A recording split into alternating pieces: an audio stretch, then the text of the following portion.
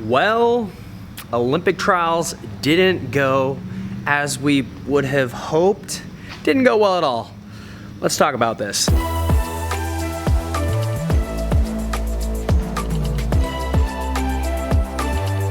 US Olympic trials was about 2 weeks ago now, so I've had some time to reflect, process, kind of review the year and the season.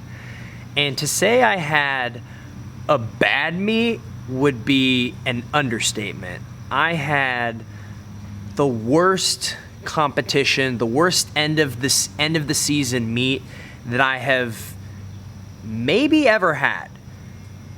Certainly the worst meet that I've had in over a decade. There's a lot of factors that went into what made up this very poor performance of mine. But if you want the short version is there's a handful of different factors, but the biggest factor was really the last 6 weeks of training leading into the trials, and particularly the taper, and how I tapered and how I chose to go about scaling things back leading into Olympic trials. I hate that. I hate that as an excuse. I don't like when people blame their taper on poor performances at the end of the season, because in my opinion, generally speaking, it's something else, or it's a combination of things, and maybe the taper is a part of it, but not the biggest thing. But in this case, for me, how we tapered and how I chose to structure things really shot myself in the foot and just didn't play out. I'm disappointed in my results. I'm disappointed in how I performed. Yes, it's sad, and I'm upset that I didn't make the Olympics again, but that's really not the biggest thing, right? If I had gotten third or fifth, or even been in the final, been in the hunt of making the team, at least there, and had decent results, I could have kind of hung up my hat and say, hey, well, at least I did a good job. But I can't even say I did a good job, because I was slower, fully shaved, tapered at the end of the season at trials than I was middle of the season training hard at low level kinds of competitions. And that, as I said, has not happened to me in maybe over a decade. And that's why it's so devastating. Not the fact that I don't get to go to the Olympics again. I mean, yeah, that's like a little bit of a bummer, but that's not the big thing. The big thing is that I feel like I embarrassed myself, and more so the body of work and the training and the time and the dedication and all the things that I put into really the last year in preparation for this meet wasn't properly displayed, right? Like, wasn't adequately displayed. Like, when you look at how slow I went, not even making the final, it looks like I didn't even take it all that seriously. I was better prepared a month out than what was displayed, than what my performances show. Because here's the thing, when it comes to the final result, the end of the season results, there's a number of ingredients that go in making this final cake. And when I go down the list, my training for really the 6 months leading into Olympic trials was solid.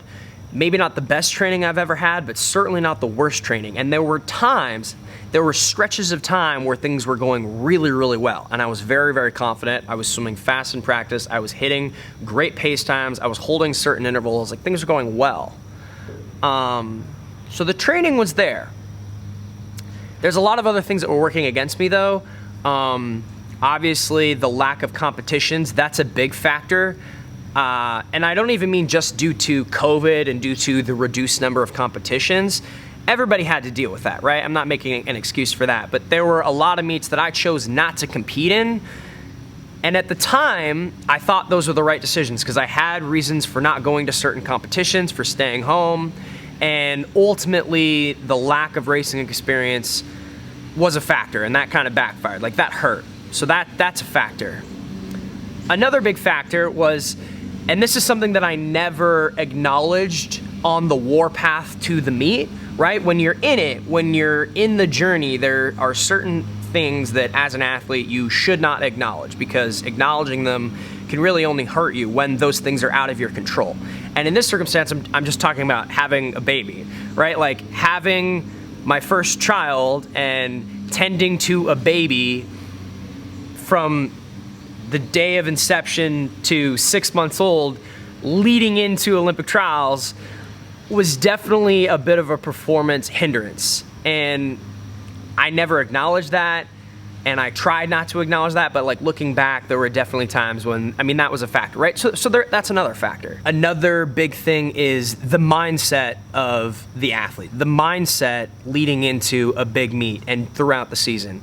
And I've talked a little bit openly about this before, but I was in a good place mentally. I felt like I had the right mindset. I was very much, for the most part, in the moment, enjoying what was going on and not putting too much pressure on myself.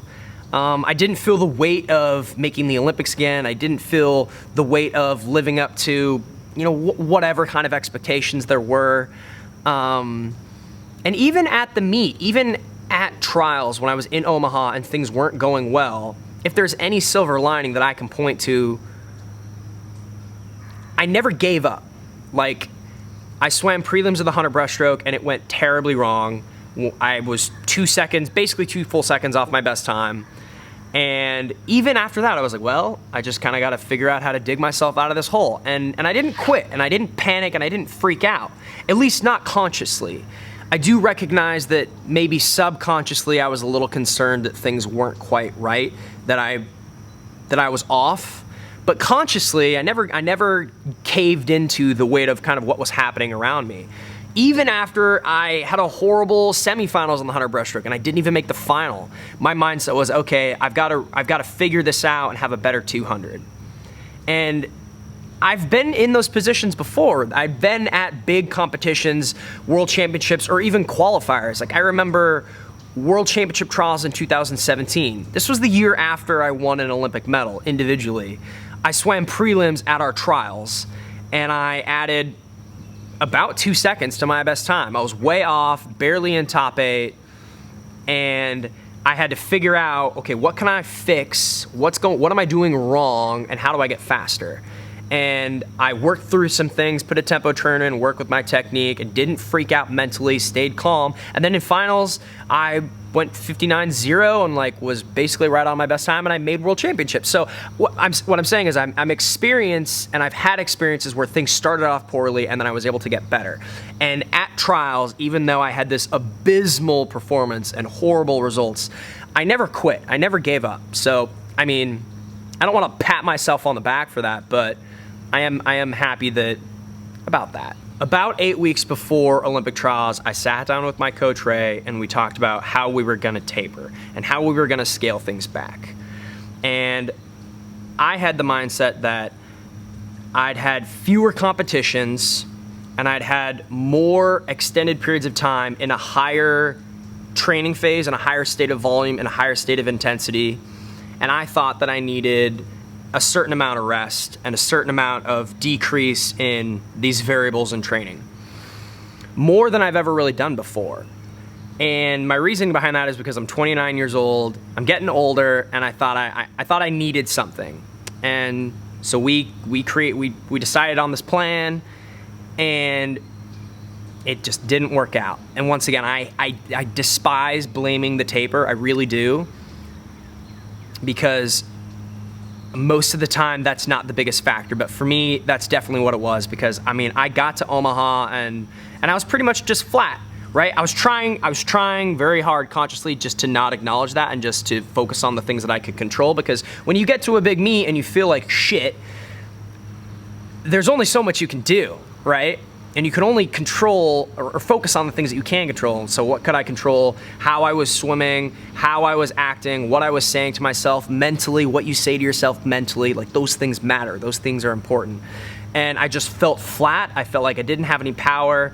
And I got to the point where I basically didn't have any endurance. Like I scaled back my aerobic conditioning way too much, where I wasn't even able to finish races well. And that hasn't happened to me since I can remember.